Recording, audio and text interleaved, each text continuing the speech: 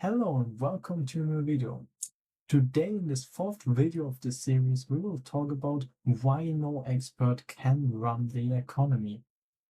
Last time I said the free system somehow uses everyone's scattered knowledge, and I promised to explain why no expert can actually beat that scattered knowledge. And that's exactly what we're going to do now.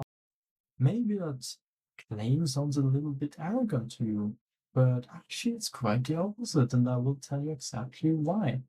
So it is not really about that not any expert is smart enough to run the economy, but it is actually that they just can't gather all the knowledge all the time up to date to actually run the economy as good as people do it themselves.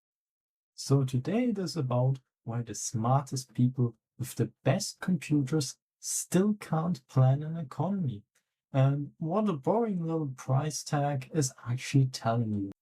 So let's start here, and this is the key claim. The knowledge is scattered. The information that the society wants on is actually not stored in kind of like a big file somewhere. No, it's smashed in millions of tiny pieces all around the world and lives in everyone's head, actually. And not just in one head, but in all of our heads. Some of this information, some of this knowledge is actually quite expert stuff. For example, an engineer who knows a machine, or a farmer who knows exactly how his field works. And some of this knowledge, you actually can't write it down. When you're thinking, for example, of a brilliant mechanic who can hear exactly what sound the machine does, when the sound occurs, the machine is not working properly anymore, and he can't just write it down even if you begged him to write down how the sound sounds. He just can't do it. It's only in his mind, and he can give that knowledge on with teaching other people when the case occurs, actually. Some of the knowledge is just for 1 minute there or for a few seconds. For example, it was a frost last night and the truck just broke down there, and 1 hour later the frost is gone and it's not a problem anymore. Or, for example, if you think about a person that spots like a gap in the market and immediately exploits it, that is not knowledge that some central machine knows. It's what one person spots in a particular second and acts upon it. And some knowledge is just what people want. It keeps changing every second, every minute, and maybe people even don't know it themselves fully. So we put it together. You can't collect all that in one place. Not because the computers are too slow or because most of it can actually never be written down. It's changing an hour, changing every second, and half of it lives in gut feelings of people that can't actually put it into words, or never actually will put it into words. So you're having quite a complex situation. So yeah, why is that actually superior? So to make it more concrete, look, for example, I like this example all the time, and I make it quite often. Look at a loaf of bread in a shop shelf. Well, trace back how that bread landed there. Think of the farmer, the miller, the trucker, the people who make the fuel for the trucks or for the oven, and the machines that were used, the warehouse crew, and also the shopkeeper in the end. And not one of these people has actually met more than a handful of the others in the chain, and not one of them could draw the whole chain and tell you the whole chain of what the bread actually went through to get onto that shelf. And this is exactly where the crazy part starts, because no one needs to do that. It's unnecessary. They don't need to know the whole chain. They just need to know what their job is and have to do it. So each person only needs three things: enough freedom to act, enough of a price to know what to do. That's the price information always, it's very important. And enough security to actually bother doing it. Because without security, without trust and honesty, a person would not act upon it. So the loaf shows up on the shelf because thousands of little scraps of judgment quietly clicked together in a system where nobody ever had to understand the whole thing. And that's crazy, isn't it? And the craziest thing about all of that is it actually works. So now put a central boss in charge of the entire chain. He has to coordinate the entire chain and has to decide when what happens. The whole system doesn't get smarter because it's naturally always the smartest it can ever get. It gets actually more fragile because the knowledge he doesn't have doesn't stop mattering. It still matters. But now it goes invisible. And that's actually worse because now nobody's acting on it at all because he has to decide. And the people that would normally decide don't have the decision anymore, but someone who doesn't know what they know has to decide now. And that's a problem. Can be the smartest man ever. He doesn't know what everyone in the chain would actually do. So you kind of need that scattered knowledge really much. And because, as always, on my channel, we need an historical example. And as so often, we can take 1933 to 1945 journey because I'm expert on that topic. So I always draw from that. And today we will draw from the Operation Barbarossa, the German invasion of the Soviet Union. And this is actually kind of a very clear proof you can get here. It's from Rome. So take the German army invading the Soviet Union in 1941. So there are millions of men in that army, obviously, and some of the most capable staff officers on the whole planet. And they planned everything. Everything they could, they planned because they had quite long preparation to plan the whole invasion. And it still fell apart because the no central command, however brilliant, can supply millions of men spread across thousands of miles under condition no plan can ever see coming. They couldn't know that it would be the worst winter of the whole century in that year they are invading. They just couldn't know. So the distances, the nights, the winter, the broken rail lines, reality kept surfing up things no map had on it. They couldn't plan it. It's just impossible. Now, obviously, the whole thing couldn't have been done better because you can't, in war, you cannot rely on something else than planning. You can adapt to things changing, but you cannot be prepared for every situation occurring. But anyway, if we take the example of Stalingrad, I want to picture you that basically. Hitler sat in his headquarters hundreds of miles away, poring over street maps, talking as if he could personally direct fighting building by building in a city he couldn't even see and he was never there. That's basically the purest central planner you could ever have. It's quite ugly, I know, but that's a central planner. He's planning the army or fighting of the army from somewhere completely else without knowing how the conditions are every second on that battlefield. If you want it even worse and you want the perfect dream of the central planner, every soldier on the front line would have to ask first the highest in command if he's allowed to shoot the enemy. Oh, I see an enemy. Now I have to ask the officer next to me if I'm allowed to shoot him. But he has to ask first the other officer, the high ranked officer, and so on until it actually goes to Hitler, and Hitler decides like 10 days later, yeah, you're now allowed to shoot him. Well, situation already over. That would be the perfect thing for central planner, absolutely. But no, back to reality. Yeah, it's not ideal, is it? So yeah, the lesson I think is quite simple. No amount of genius repels arithmetic. If the basically best, it's obviously debatable, but if the best organized army on the earth couldn't centrally supply its own soldiers, What makes anyone think a government office can centrally run the wants of the needs of a whole nation, which is even an higher thing. It's not only about an army of millions of men, it's actually about the whole nation.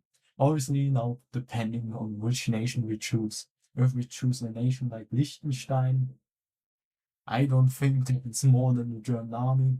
But anyway, so then comes the question, what actually does the job? And well, it's a great answer. It's prices.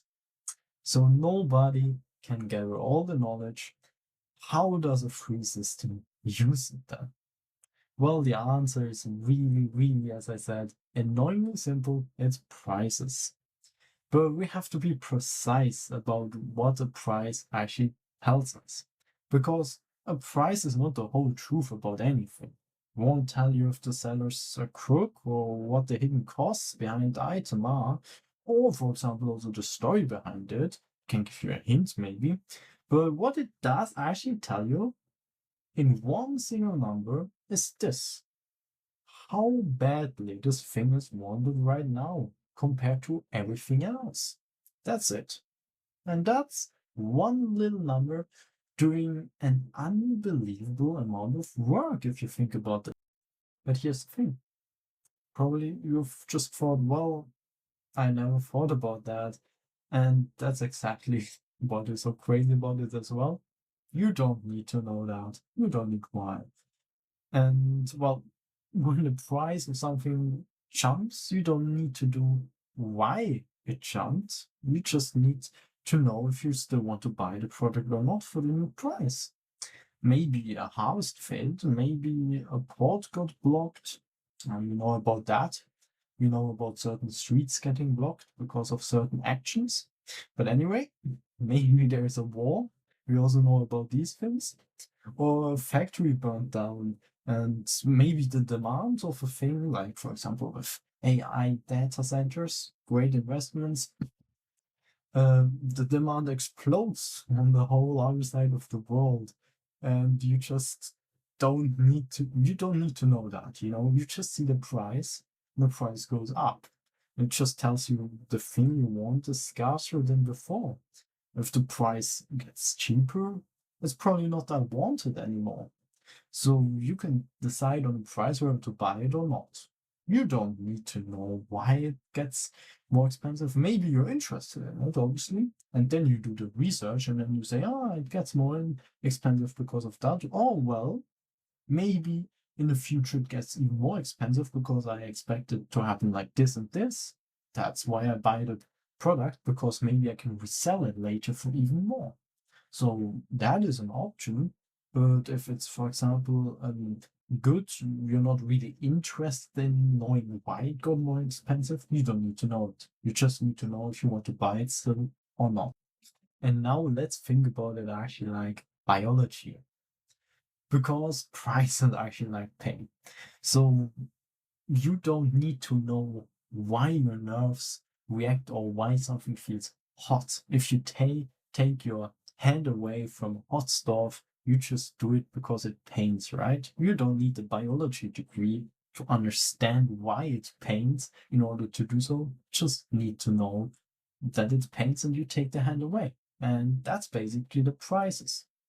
You see, oh, the price is higher. Oh, things probably more scarce now. Or, oh, the price drops. Well, maybe the demand is not that high anymore. And that's pretty much all the economy needs. It's great, isn't it? It's so simple and still so amazing.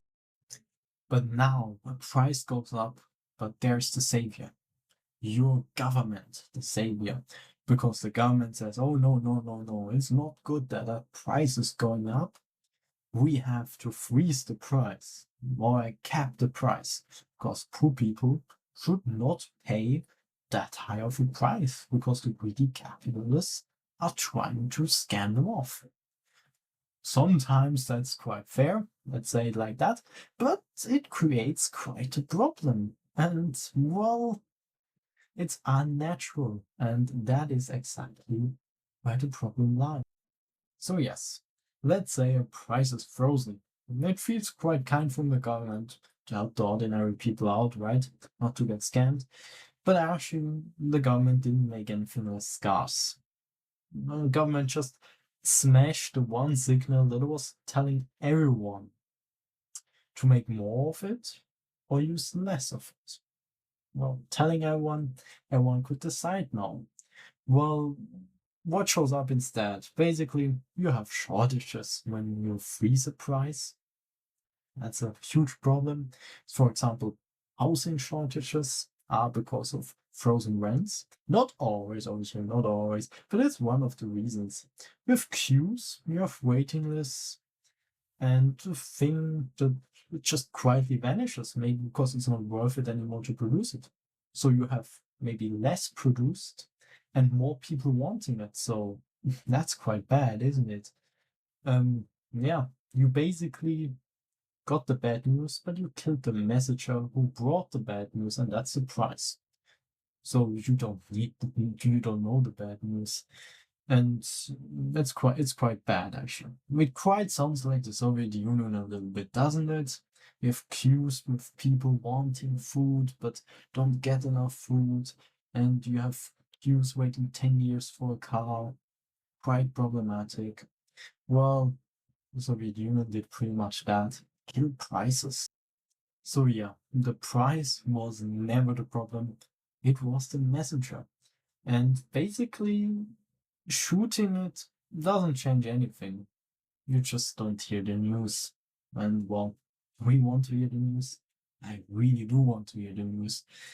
But well, that obviously depends on it. Now, don't get me wrong.